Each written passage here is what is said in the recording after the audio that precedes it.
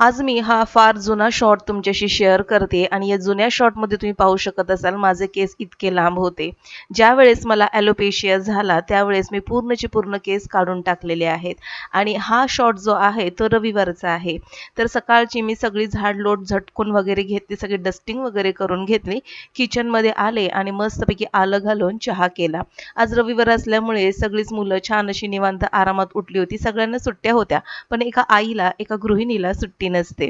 तर इथे मस्तपैकी आलं घालून ब्लॅक टी तयार केला. निलयला बटर आणि ब्लॅक टी खायला दिलेला आहे. आणि माझ्या स्वतःसाठी मस्तपैकी आलं घालून दुधाचा गूळ घातलेला चहा करून घेतलेला आहे.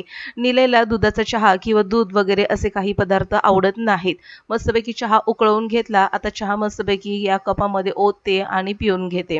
आज आहे रविवार, त्याच्यामुळे आज नॉनव्हेज तर हे असणारच असणार. तर लादी पुसायची बाकी होती. सगळ्यांचे नाश्ते वगैरे झाल्यानंतर लादी वगैरे पुसून घेतली. तोपर्यंत निलयचे पप्पा मार्केटमधून मटण घेऊन येणार होते.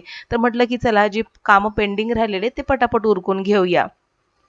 लादी वगैरे पुसून झाल्यानंतर किचनमध्ये आले. किचनची लादी पुसून घेतली आणि बघा पूर्वी म्हणजे काही दिवसांपूर्वी ना या पिंक कलरच्या टबमध्ये भांडे घासून ठेवायचे आणि खाली ना हा टब असा जागा घेऊन पडायचा. तर त्याच्यामुळे आत्ताच्या रिसेंटली व्हिडिओमध्ये तुम्ही पाहत असाल तर मी ना सिंकच्या वरतीच एक रॅक लावलेलं, त्याच्यामध्ये मी भांडे घासून ठेवत असते. त्याच्यामुळे खाली पसारा होत नाही, पाणी वगैरे होत नाही. जे काही पाणी आहे भांड्याचं ते सिंकमध्ये टपकतं. हा आहे माझा डोसा बनवण्याचा तवा आणि त्याचा झाला होता स्क्रू लूज, त्याच्यामुळे हँडल फार हलत होतं. मस्तपैकी ते टाईट करून घेतलं आणि आता ही सगळी भांडी मी आता लावून घेते.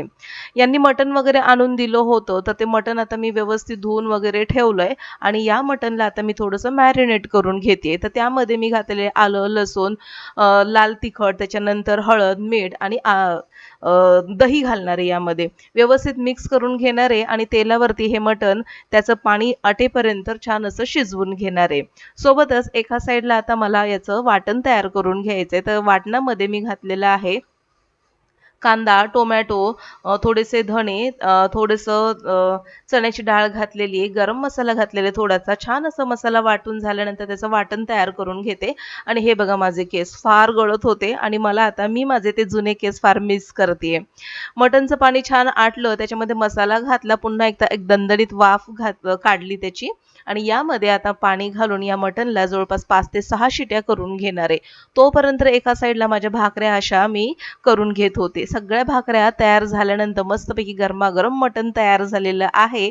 तर हे बघा, तर या जेवायला फार जुना शॉट आहे आणि आताचा लूक तुम्ही माझ्या रिसेंटली व्हिडिओमध्ये पाहू शकता. मला कमेंटमध्ये नक्की कळवा मटण कसं झालेलं आहे.